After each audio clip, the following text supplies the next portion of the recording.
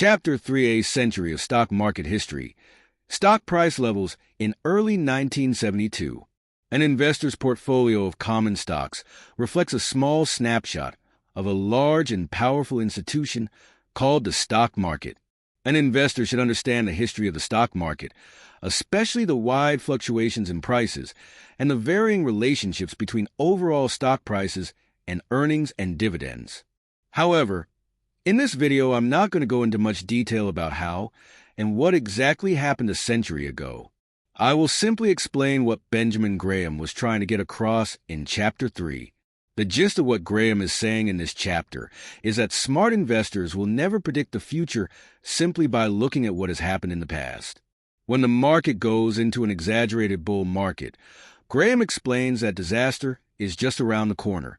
A simple analogy of Graham's argument is that the stock market is like a roller coaster and the passengers are the stocks on offer.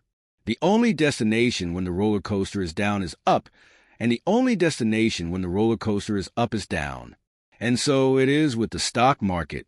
While all investors know that they should buy low and sell high, in practice they are forced to do the opposite. As in the roller coaster analogy, the end goal of ever higher share prices is not ever higher prices, but only a catastrophic fall. Graham reminds us that the more enthusiastic investors are about the stock market in the long term, the more clearly they will be proven wrong in their short-term decisions. A reminder for investors to always be cautious when the market is bullish is to ask a simple and skeptical question: how can a stock's future performance always match its past performance? If every investor believes that a stock is guaranteed to make money in the long run, doesn't that ultimately make the stock price abnormally high? If that is the case, how can future stock returns be high? Graham explains that the value of any investment is, and always will be, a function of the price you pay for it. This argument is based on the fact that companies are limited in how much profit they can make. If companies are limited in how much they can earn, how can we buy shares in companies at unlimited prices?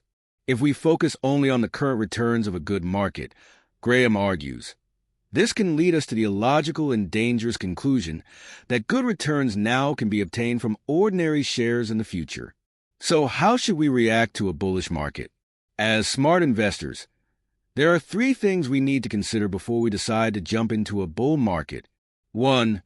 Make sure that you have checked the real growth in the form of increased profits and dividends of the company you are buying shares in. 2. Make sure you are aware of the inflationary growth figures. 3. Know the trends and the public's appetite for stocks to determine the likely speculative level of the stocks you choose. The conclusion of this chapter is that the only thing you can be sure when forecasting future stock market returns is that you could be completely wrong.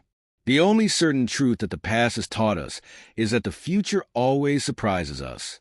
If you, like Graham, remain doubtful of your forecasting ability, you will avoid taking huge risks because your predictions about the future could be completely wrong. In the next chapter, we will discuss a common portfolio policy, the defensive investor.